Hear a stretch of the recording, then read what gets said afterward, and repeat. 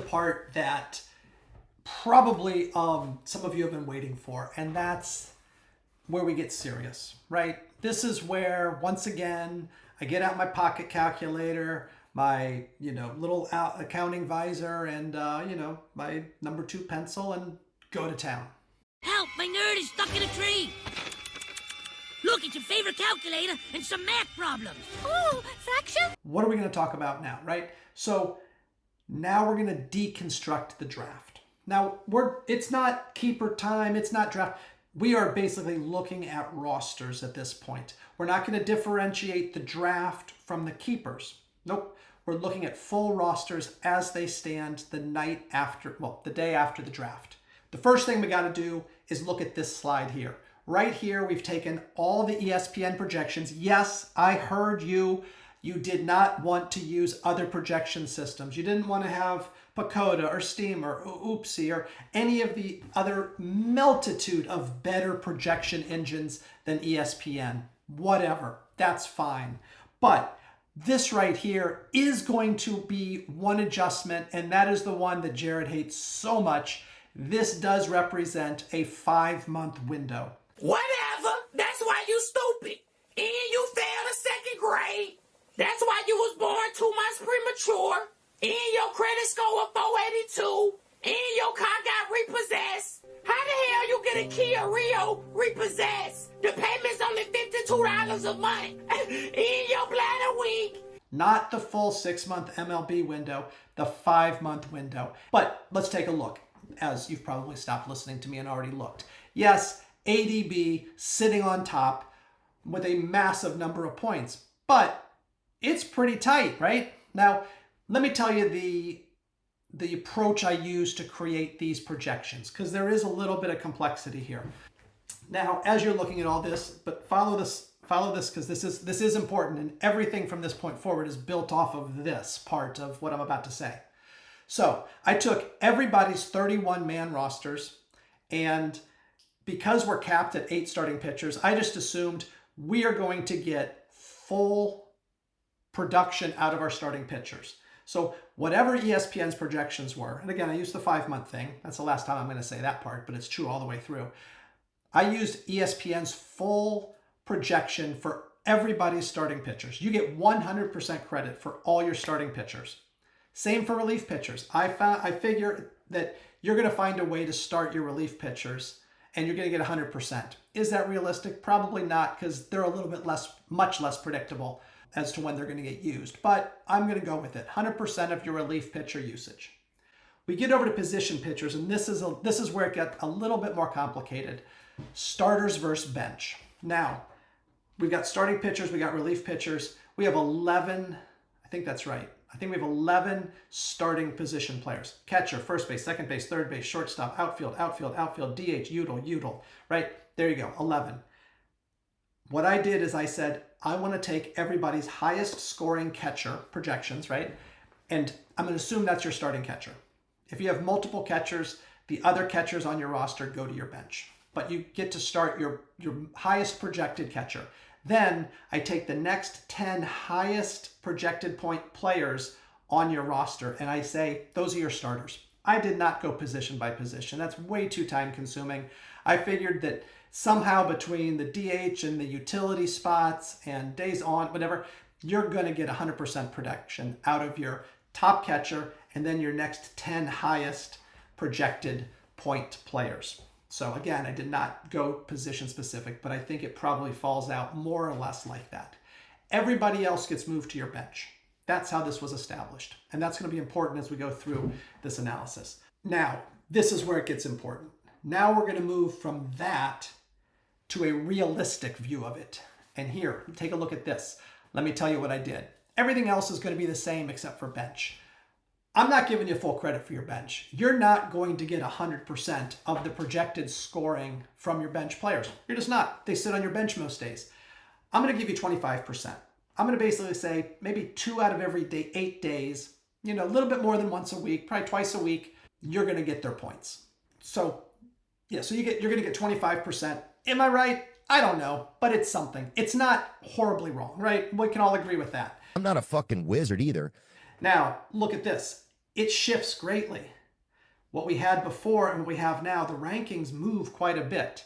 And that's just because some people carry heavy benches, some people carry very light benches. So what we saw there was a big movement. Look at ALDE's Sour Grapes, jumps up quite a bit, actually moves 7 spots up. So I know Sour Grapes, I'm sorry for that initial heart attack I gave you when I revealed the projected draft points. But when we actually reduce the importance of the bench, you jump 7 spots because you didn't put a lot of investment in your bench. On the opposite side, look at hashtag Lawless Bearded Dragon. Huge investment in their bench. And as a result, and only getting 25% credit for that over the course of a regular season, they fell 6 points or 6 spots in our sort of rankings of the projections. So, kind of interesting stuff there. Lunatics fall, started from the bottom, rises. So I'm sorry I gave some folks heart attacks with that first slide, because really it's that second slide, those realistic, I call them, realistic draft projection points that matter. That's the slide that we care about. Now, I want you to take your attention over to that total points column. And if you remember, 12,300 was the number during the keeper episode that I said, it feels like that's where our real contenders are. So 12,300, again, I'm not going to defend that here. You may or may not agree with it. I'm not a fucking wizard either.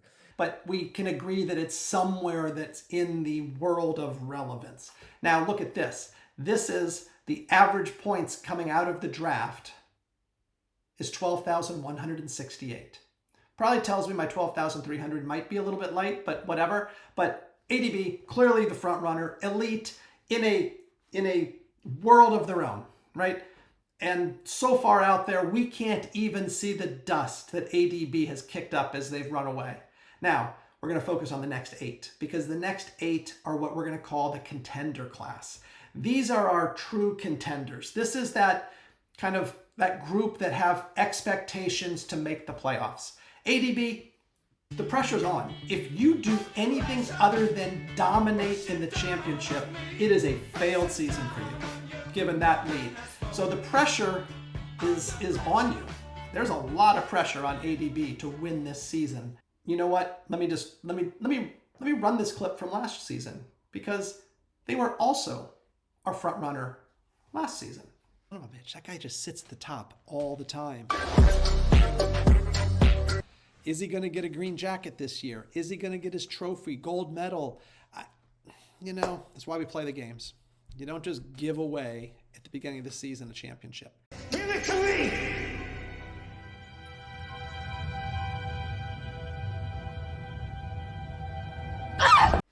Let me just stop here for a second on this slide, and let's look at the history of these power rankings, right? I can't assume that you're going to follow this and give me any credibility unless I can establish it. So let's go back and see how these preseason post-draft power rankings have done historically. Now, the beauty of this is we now have 3 years of data to look at. So let's look at the first one back in 2023. I have updated names because we know Dustin likes to change names as frequently as Zach likes to change diapers.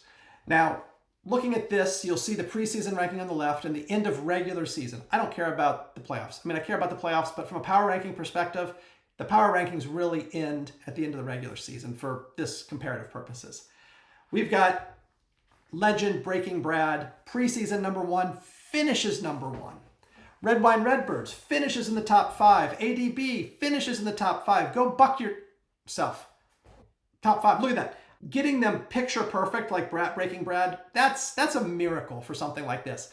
But just the top 5 preseason, showing up anywhere in the top 5 after 20-something games, that's showing that the algorithm is working. Not only that, but less of an accomplishment is predicting Raleigh Fingers Your Sister to be last place and Raleigh Fingers Your Sister coming in last place. Whatever. The only surprise there is that somehow they tied for last place. Let's go to 2024. 2024, again, the ratio wasn't that great compared to 2023. Also, ADB failed me greatly. They were preseason number 1 and they crashed and burned. Bridesmaid, but they didn't even finish in the top 5. Red Wine Redbirds, another disappointment to me. Juneau Eskimos, thank you. Thank you for staying in the top 5 and doing your job. Bat flipping boys, go fuck yourself. Hit pitches, get bitches. Look at that. Again, top 5. So anyway, pretty good credibility with these rankings. And then last year, pretty good again. ADB. I mean, this is going to be 3 years in a row, possibly, that you come in to the season ranked number 1 and have no bling to show for it. It's tough. It's tough, ADB, for me to put you up there year after year. This is a 3-strike situation. I have to tell you, this is a 3-strike situation. You don't win the championship this year, and I have no idea what happens to you in the power rankings in the future. None. None, none, none. I'm not going to be made to look like a fool because I, crown you preseason king and then you come in and what? Okay, enough about ADB. Enough about that. Bat flipping boys.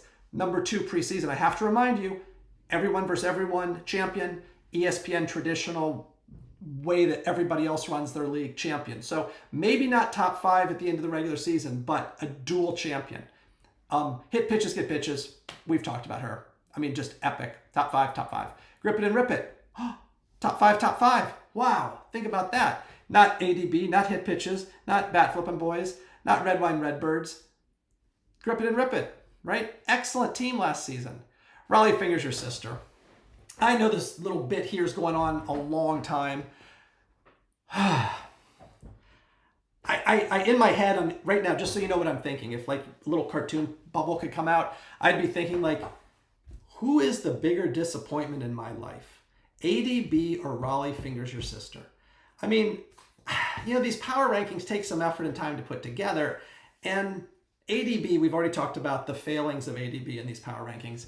Raleigh Fingers, your sister, number 5, possibly the best team you had in the 5, whatever number of years you've been playing. And then you literally traded away what was potentially a championship. We even made a trade. Oh, really? Yeah. I gave Peter Ronnie Brown. Okay. And he gave me Plexico Burris. Are you serious? Yeah. Are you for real? See you guys in the playoffs. He trade raped you. You've been trade raped. Did not trade rape me, Yes, okay? How many games have you seen Plexico Burris play this year? I don't know, but the Giants have been doing... Answer is 0, because the guy is in jail for 2 years. And all of us knew it. We watched it happen in slow motion like a car wreck. That was tough. I do feel for you. I don't want to pick on you because I do feel for you because you do know you did that in hindsight. But you know what? When you're making trades, you got to think, you got to stay. Everybody else is trying to trade to catch up to you, right? So I get it. I'm not going to pick on you, but man, my heart, it bleeds for you on that one. And then on the flip side, I'm like, dude made me look like a fool on the power rankings. So kind of like, Red Wine Redbirds, I don't know what happened there. And hashtag Lawless Bearded Dragons, never count hashtag out. Never, ever count them out. They are an epic, epic manager who, if they don't start at the top, they usually finish at the top through their trades and day-to-day activity. So, I got no problem with them showing me that I was wrong on those power rankings. So we've got our elite ADB sitting out there waiting to make me look stupid. And then we've got the contender class. Then we've got, we got the legend here saying it's the long shot tier. I don't think that's fair. I mean, admittedly, I use AI to build these slides because I don't have this kind of graphical ability, but they titled it long shot.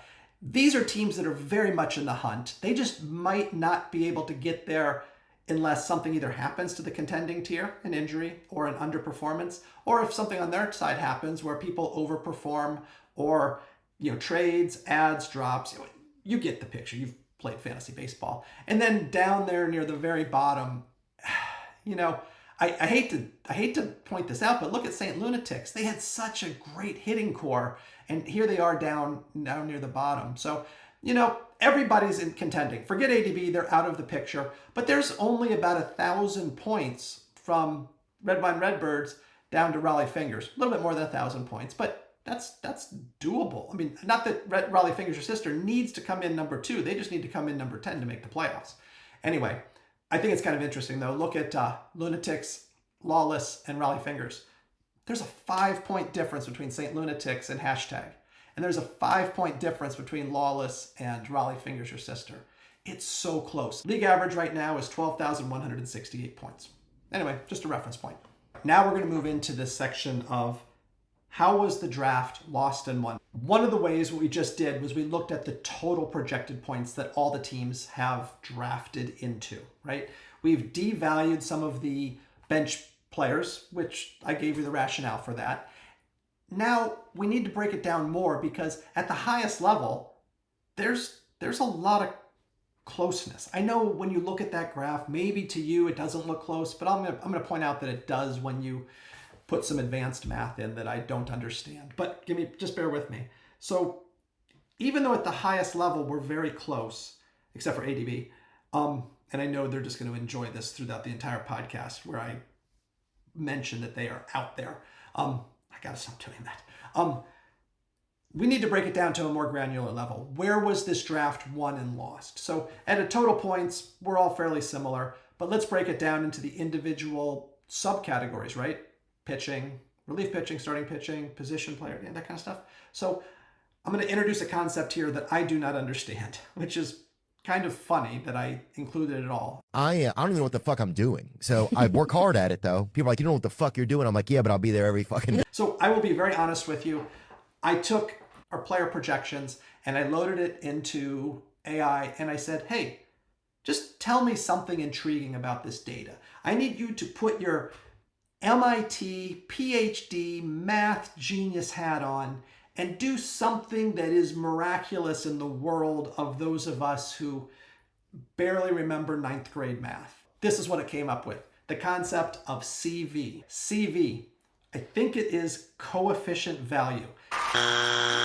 And now I know, right? Here's this guy in a fantasy baseball league. He's running some dumb podcast. Everybody's excited about fantasy baseball and real baseball. And he goes and uses these two words, coefficient value or variable or something.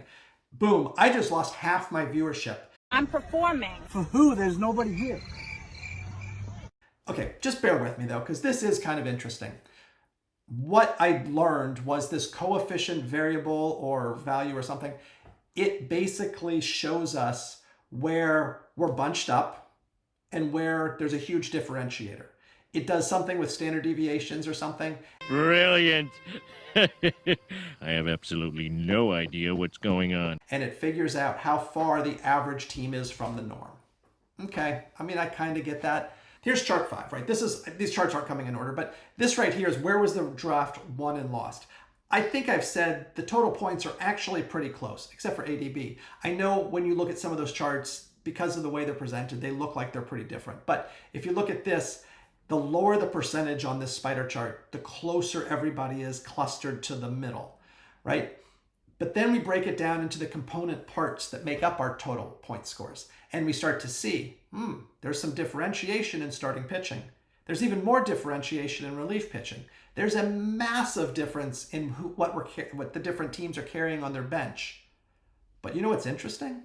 Look over there at the position player starters. These are our starters, right? These are our hitters, basically. It's clustered. What this is telling us is that there's no differentiation in our hitting core. We're all kind of the same.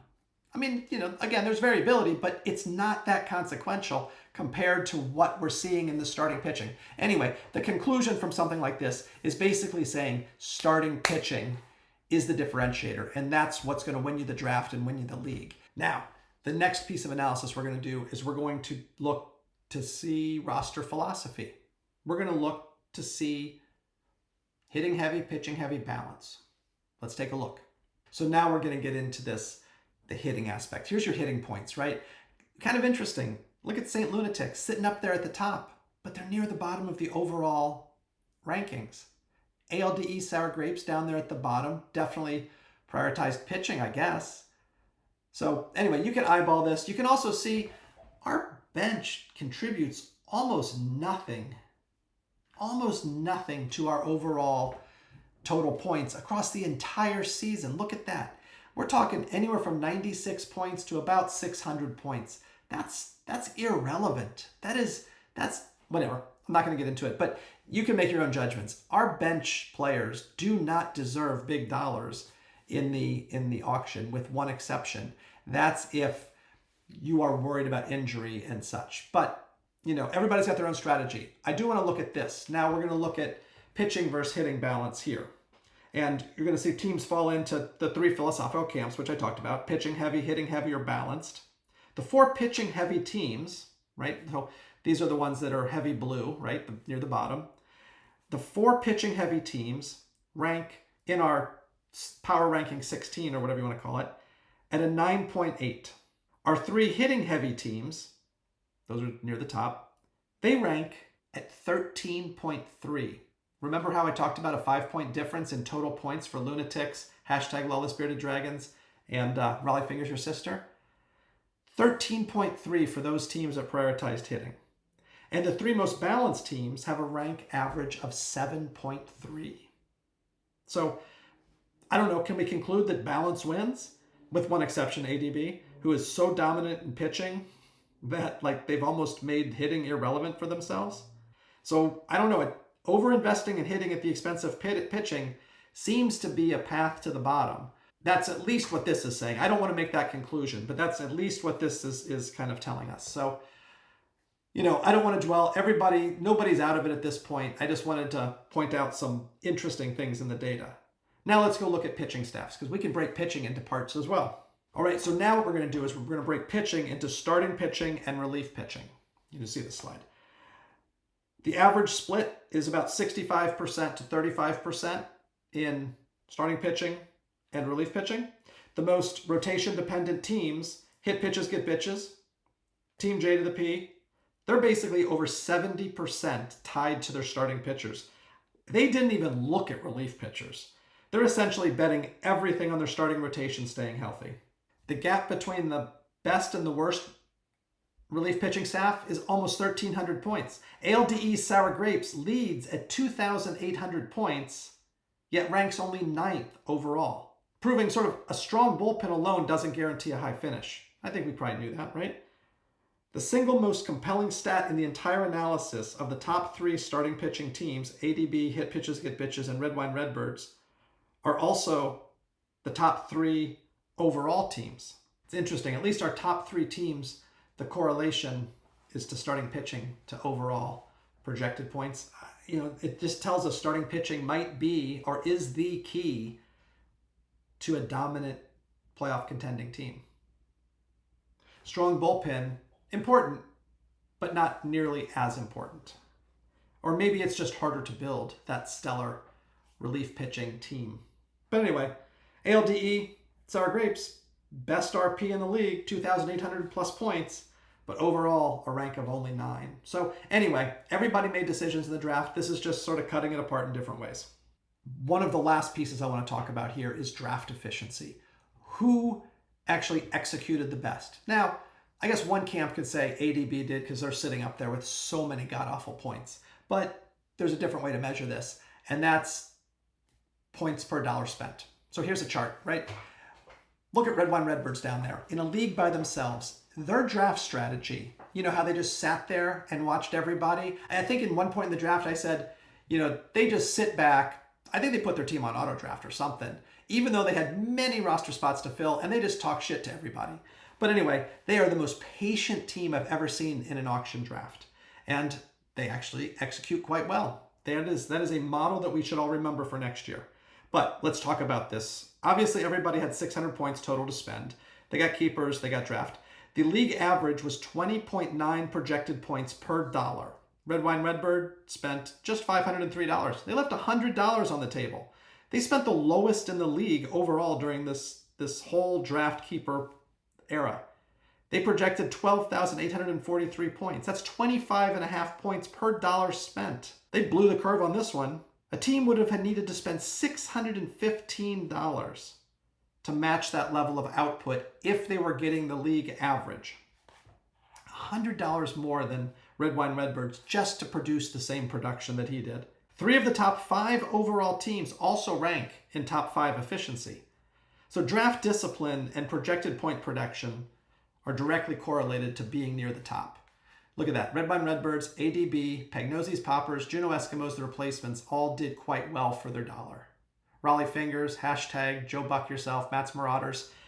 You guys are shopping over at Neiman Marcus paying mega prices, while the other guys are getting quite good value for their dollars. Anyway, so that's it for most of this. That's the breakdown. There are a couple more slides, but let's take a look at this. This is the last. I promise you, this is the last one, and then we're going to go straight to the power rankings, and then we're going to be done with the episode. So let's take a look at this. I love Venn diagrams. I really do. I love Venn diagrams. It's just something about those three circles and the analysis about where there is the intersection, right? Yeah, I see people that you agree with me, right? So, okay, so I asked my team, I brought props. Top 5 hitting and pitching. I did something like this coming out of the keepers, right? In the keeper episodes, I think we had just hit pitches, get bitches, and bat flipping boys sitting in the middle of this Venn diagram. This is top 5 hitting, top 5 pitching at this point at the preseason roster lock. Look at that. Over on hitting, Team J to the P, hashtag hit pitches, get bitches, lunatics, and red wine redbirds. Over on the pitching side, we've got ADB, sour grapes, replacements, Juneau Eskimos. The only team that is in the top 5 of pitching and hitting is red wine redbirds. Yep, once again. So anyway, this also might be a little bit of a, folks looking to see what trades they might have, they might want to do and where they might have some room. One more Venn diagram. I really do. I love Venn diagrams. Let's take another look at this. Top 5 hitting, top 5 pitching, and top 5 overall. Here you go. The green, we see grip it and rip it enter the picture, but not top 5 in either pitching or hitting. Once again, red wine redbirds. Also, top 5 hitting, top 5 pitching. Not a sure thing to put you in the top 5 overall. So that's it. That's it for metrics, man. I am metriced out. Let's get to the power rankings. Folks, I am not going to take up any more of your time. There is nothing in the power rankings presented here that is different than what we saw in the projected realistic points in that last segment. So I don't want to take any more of your time. I know we're running awfully long and that metric stuff could be so boring to go through. But anyway, this is it. This is just for archival sake so we can come back to it at the end of the season and see how everybody did. Don't know what else to say. That's it for the episode. I will wish everybody, including my opponent this week, good luck. We've got lineups to set. We've got waivers getting ready to run. Free agencies opening up. It's all starting, folks. It's all starting. All that work we did in the offseason, it all comes to a head now. We see if our decisions were right or wrong or what have you. This draft stuff, this analysis, it's fun. It's interesting. It doesn't necessarily predict the future. So hopefully everybody is excited and good luck, everybody. That's it. I'm done. Good luck, everybody. Have fun. It's going to be an epic season.